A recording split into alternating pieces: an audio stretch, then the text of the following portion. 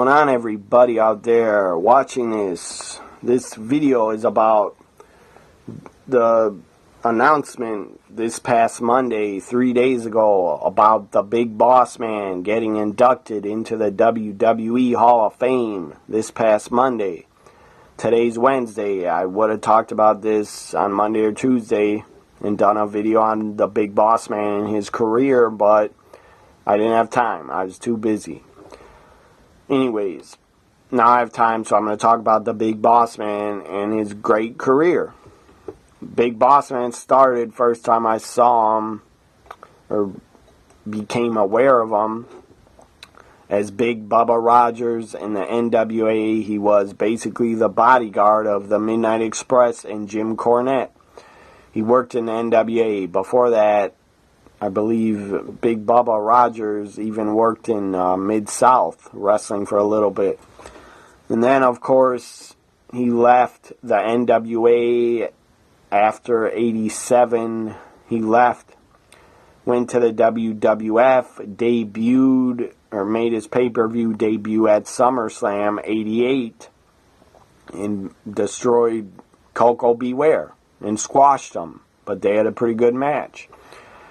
Boss Man is a big man. He was a great worker, very good in the ring. You could say Bam Bam Bigelow, you could say, had more athleticism, and that's probably true. But Big Boss Man was very good as a big man. He could move well. He could put on a good match. And then after '88, or at the end of '88, he teamed up with Akeem, the African Dream, who was the one-man gang, where they put that goofy-ass gimmick on the one-man gang and made him Akeem, the African Dream, a fat white guy that couldn't dance. But Akeem did get the gimmick over, in my opinion. At least he tried his hardest and got it over. And had fun with the gimmick and did his dance moves in the ring with his manager Slick.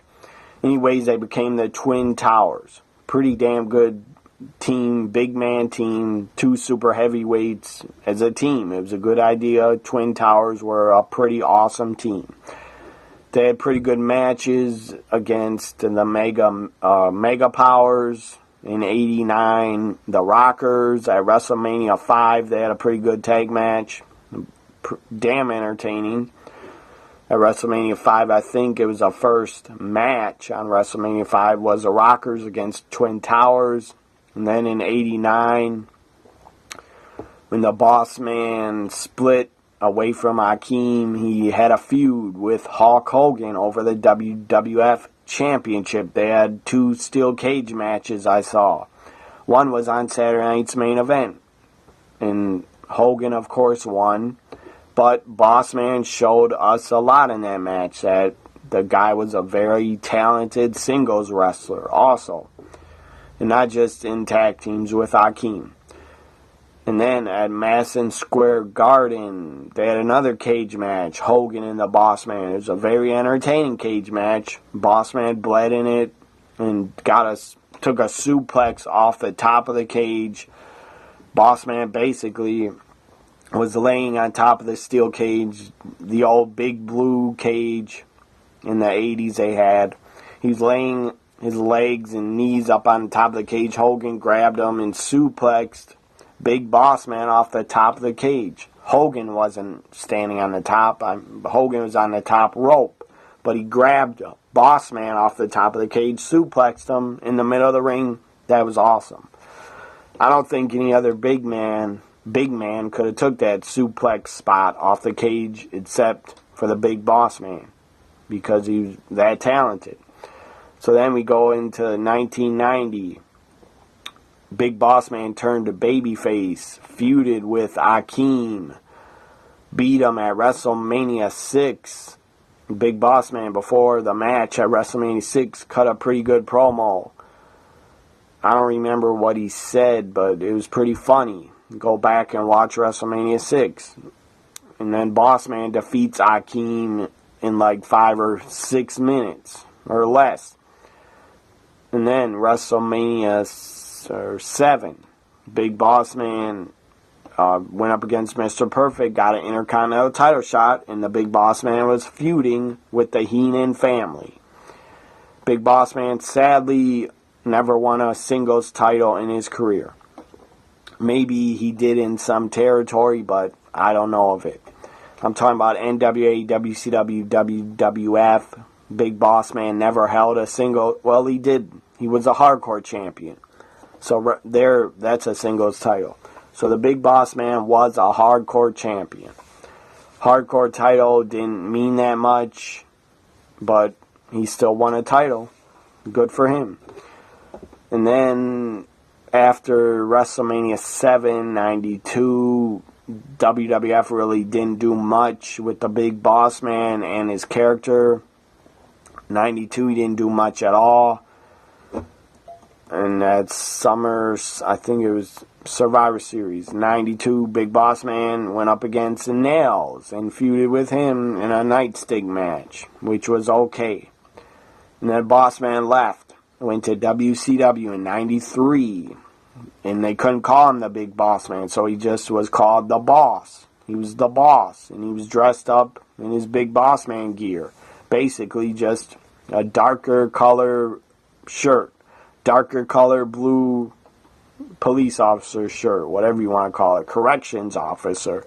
The Big Boss Man, before he got into wrestling, he was actually a corrections officer at a jail. So it wasn't really a gimmick. That was the Big Boss Man. Basically, that was Ray Traylor. He wasn't playing that much of a gimmick. It really was himself. So, 93, he comes to WCW. He wrestled on the first pay-per-view I'm aware of that he wrestled on was WCW Starrcade 93 against Rick Rude for the International World title. So, then we go into 94. Big Boss Man changes his boss gimmick and becomes the Guardian Angel. And WCW, I guess, had to get approval from the real Guardian Angels. And Big Boss Man became a Guardian Angel. And he made it work. It wasn't that great of a gimmick that was given to him, but he made it work. And it was a good character for the kids to get behind and cheer for the Boss Man as a Guardian Angel. I was only 10 years old in 94, so I was a fan of the Guardian Angel, but I did think the gimmick was pretty stupid. Not saying the real Guardian Angels are stupid, they're not. I'm talking about the gimmick of a Guardian Angel in wrestling was kind of stupid, I thought, as a kid. But I still was a fan of the Boss Man. And he feuded, had a pretty good feud, a lot of matches with Vader. One was at Spring Stampede 94.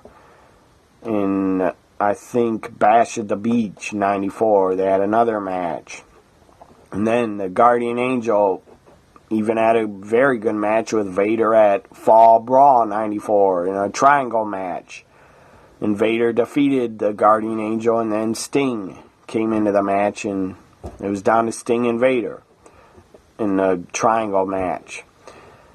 And they called it a triangle match because they didn't want to call it a three-way dance like ECW did, because, in my opinion, WCW stole ECW's idea of the three-way dance, but it doesn't really matter. Any company would have stole that idea, because eventually WWF started doing triple threat matches, three-way dances, whatever you want to call them.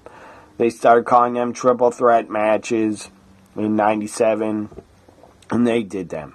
So ECW, in my opinion, they started it first, and they called it the three-way dance. In 94, they had one with Sabu, Shane Douglas, Terry Funk at the night the line was crossed in February of 94. So ECW started it. They called it the three-way dance, and WCW took it, called it the triangle match, and then WWF took it, called it the triple threat match. So there you go. So there's a history of the three-way dance matches. So Boss Man, after the Guardian Angel gimmick, he went back to Big Bubba. They didn't call him Big Bubba Rogers. He was just Big Bubba. He wore suit and tie again. This was 95. He had a couple matches that were good with Sting. He teamed up with the Avalanche, who was the Earthquake. So Big Bubba was back to his old gimmick, which fit him very well. Big Bubba, Rogers, and the Big Boss Man gimmicks fit him very, very well because he was basically just acting like himself. And then after Big Bubba ran its course in 95, 96, and 97, Big Bubba Rogers actually, or maybe he was just called Big Bubba still, Big Bubba joined the NWO in 97. And then he was in the NWO for a couple months, or maybe the end of 96, he might have joined the NWO. I don't remember what year. But I know Big Bubba was in the NWO. So then he gets kicked out of the NWO and gets attacked. And then he got I believe a back injury, had to leave for a couple months. And then he came back to WCW, and Big Bubba was back and cut a promo and basically tore into Eric Bischoff, which was funny as hell, and called him out and said any NWO member that he wanted to kick their ass and beat them up. So then Big Bubba was trying to go after the NWO members, which was funny, and he was calling out Hogan, even though Hogan would never show up to fight Big Bubba. Kevin Nash then in 97, 98, Big Bubba teamed up with the Steiners that sold out 98. And then Kevin Nash in 97 was powerbombing Big Bubba and just basically burying him. But whatever. 1998, Big Boss Man returns under a mask in the WWF as part of the corporation. Basically to be Vince McMahon's bodyguard. He wore a mask for maybe a month or a couple weeks. He wore a mask into the Judgment Day 98 pay-per-view in October. And then Big Boss Man was finally revealed, took the mask off, hit Stone Cold Steve Austin with the nightstick in the ring, took the mask off. It was revealed as to be the Big Boss Man. So he was part of the corporation. And he was in the corporation for a while. And then they became the corporate ministry. And the Big Boss Man then became a hardcore champion. I believe he defeated or had a couple matches with Road Dogg Jesse James over the hardcore title. One of them was at Royal Rumble 99. So Big Boss Man is second run with the WWF. It was better than the first run because he won the hardcore title at least. And then he went into a storyline, I believe, over the hardcore title with Al Snow in 99, where it was revealed that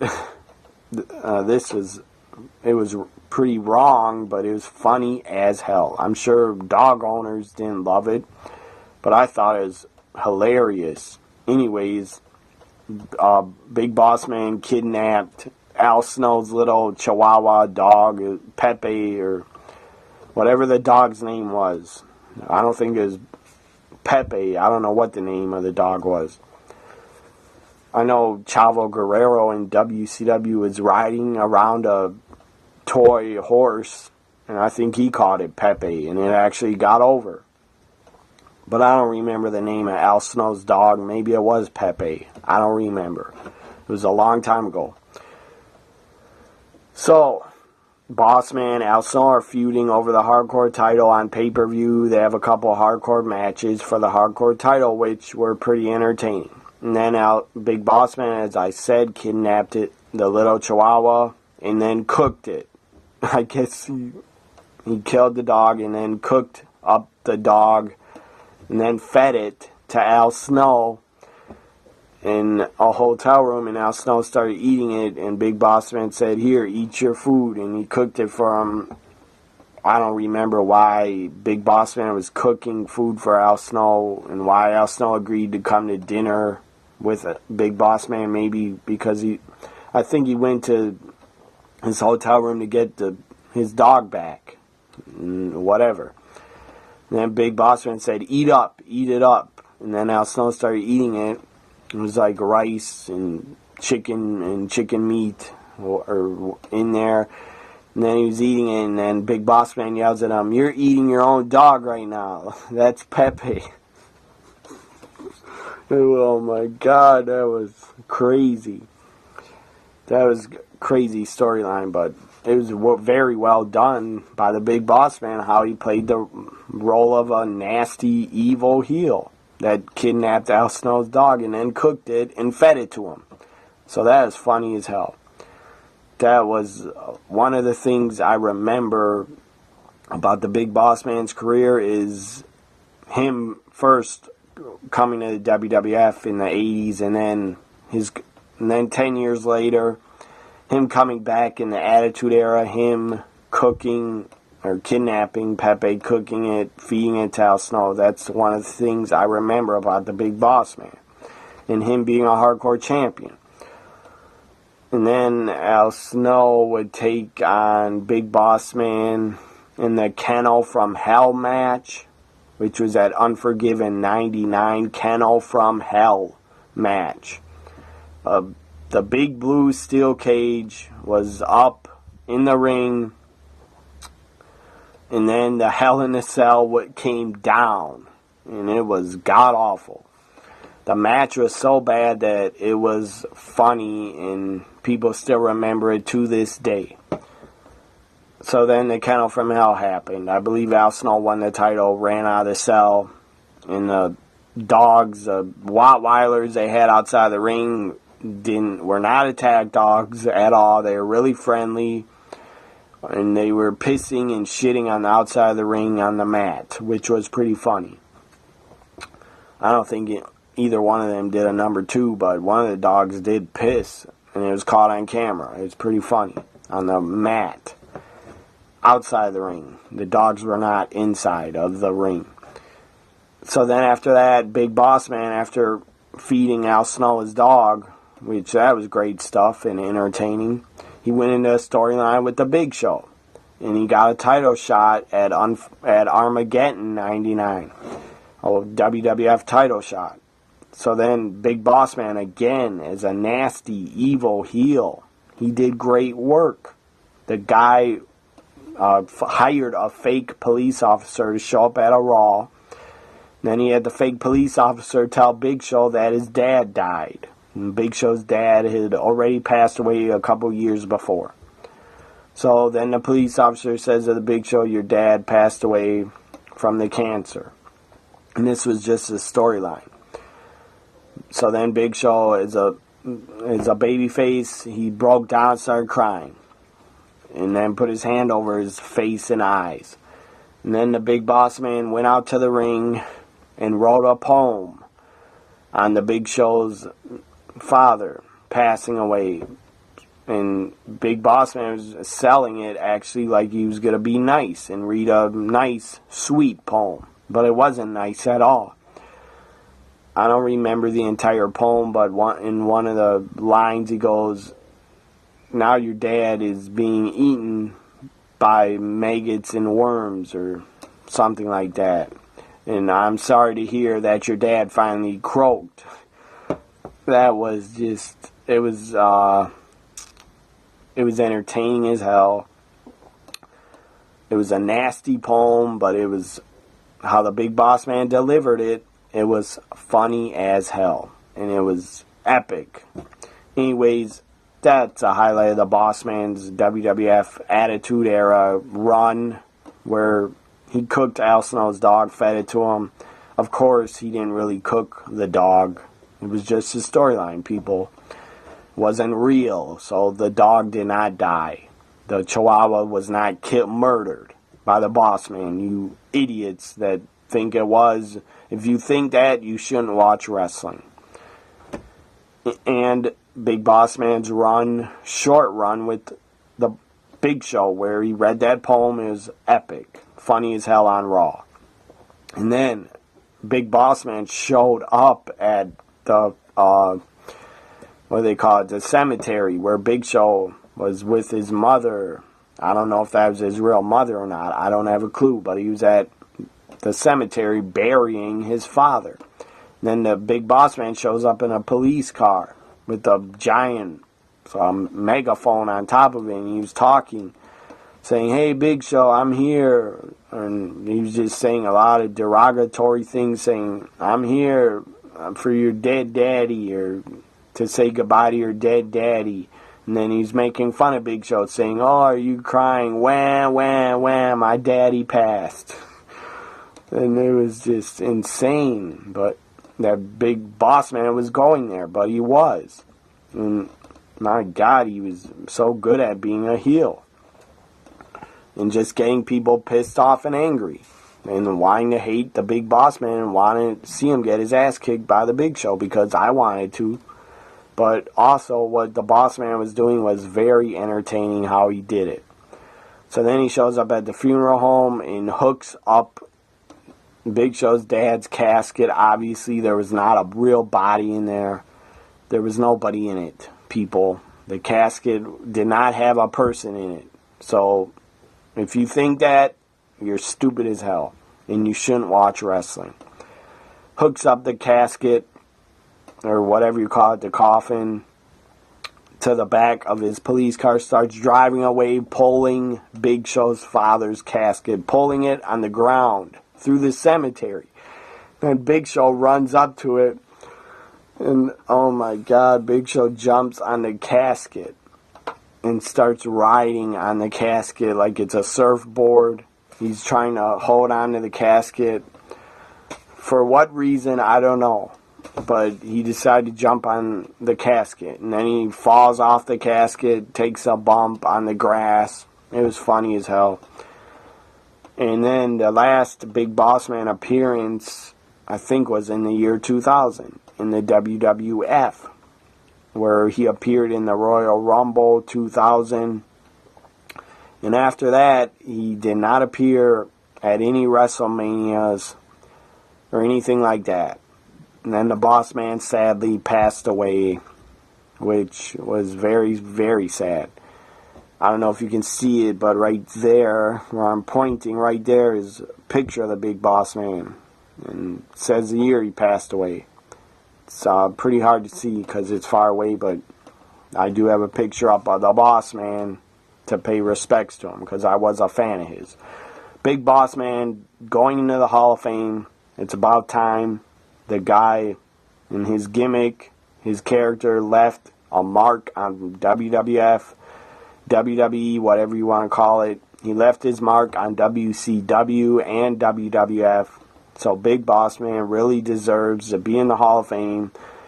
And most importantly, from all his co-workers, the Big Boss Man, I never ever heard a wrestler ever say a bad word about the Big Boss Man and hate the guy and not like him or dislike him. All the boys loved the Big Boss Man, and they all say Ray Traylor was a super nice guy, very loving guy, family man, and was a great guy. So Big Boss Man, I'm very happy you are going into the Hall of Fame. Wherever you are, you deserve it, and I hope you're looking down on the Hall of Fame that night. The night you go in, because you deserve it. And your family, hopefully your family's at the Hall of Fame so they can be there. You deserve it, Big Boss Man. I'm looking forward to seeing you go in the Hall of Fame. You deserve it. Follow me on Twitter, everybody, at TNA WWE Guy and at NXT WWE Guy. Bye for now.